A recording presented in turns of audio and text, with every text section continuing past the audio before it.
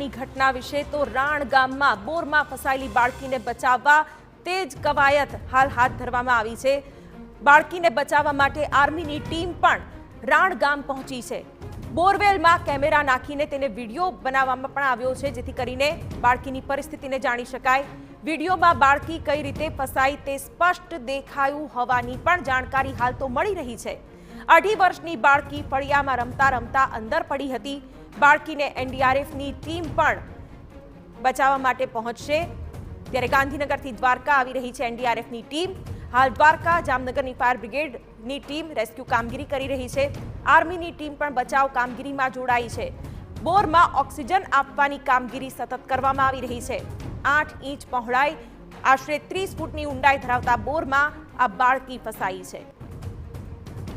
ત્યારે ગુજરાતની આ લાડકી વહેલી તકે બચી જાય, સહી સલામત બહાર આવે તેવા જ પ્રયત્નો કરવામાં આવી રહ્યા છે।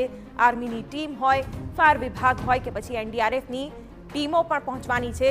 તેને લઈને પણ હાલ પરિસ્થિતિ કાબૂમાં આવી જાય જલ્દી તેવા પ્રયત્નો હાથ ધરવામાં આવી રહ્યા છે। જોઈ શકાય છે કે આ બાળકી કઈ સ્થિતિમાં આ બોરમાં ફસાયેલી છે અને આ સાંકડી જગ્યામાં માત્ર 2.5 વર્ષની બાળકી જાણે કે જિંદગી સામે જંગ લડતી હોય તે રીતે ફસાયેલી જોવા મળી રહી છે। વિડીયો કેમેરામાં તેની સ્થિતિ હાલ સ્પષ્ટ થઈ રહી છે। સતત ઓક્સિજન આપવાની પણ અત્યારે કવાયત હાથ ધરવામાં આવી છે। અમારા સંવાદદાતા દિવ્યેશ પાયડા હાલની પરિસ્થિતિ વિશે વધુ વાત કરી રહ્યા છે। દિવ્યેશ, પડકારજનક ચોક્કસ લાગી રહ્યું છે, પણ શું પ્રયત્નો થઈ રહ્યા છે? બાળકીની શું સ્થિતિ છે? બચાવ ટુકડીઓ શું કામ કરી રહી છે?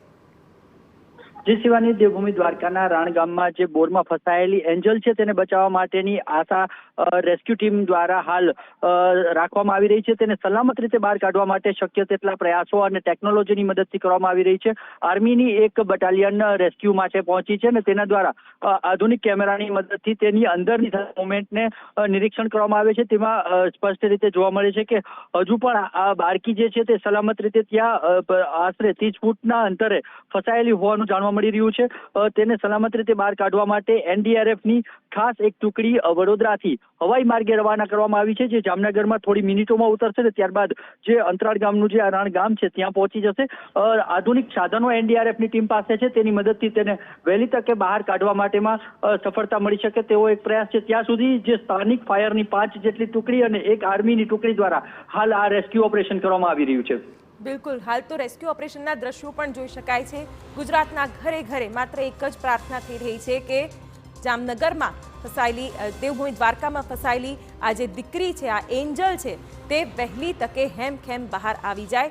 આ તસવીરો જણાવી રહી છે કે બાળકી ખૂબ જ પડકારો સામે હાલ જીવન અને મરણ સામે જંગ લડી રહી છે। ત્યારે બોરવેલમાં ફસાયેલી આ 2.5 વર્ષની એન્જલ વહેલી તકે બહાર નીકળે તેના માટે જ અત્યારે ઘરે ઘરે પ્રાર્થના થઈ રહી છે। બચાવ ટુકડીઓ પણ કામગીરી કરી રહી છે। આર્મી હોય, એનડીઆરએફ હોય, તમામ હાલ એ જ પ્રયત્નમાં કે બાળકીને હેમખેમ કઈ રીતે બહાર લાવી શકાય। બીજી તરફ પરિવારની પણ લાચારી, કારણ કે બોરમાં રમતા રમતા પડી ગયેલી આ બાળકી, જેને બચાવવા માટે પરિવાર પણ અત્યારે લાગણીથી સંઘર્ષ કરી રહ્યો છે।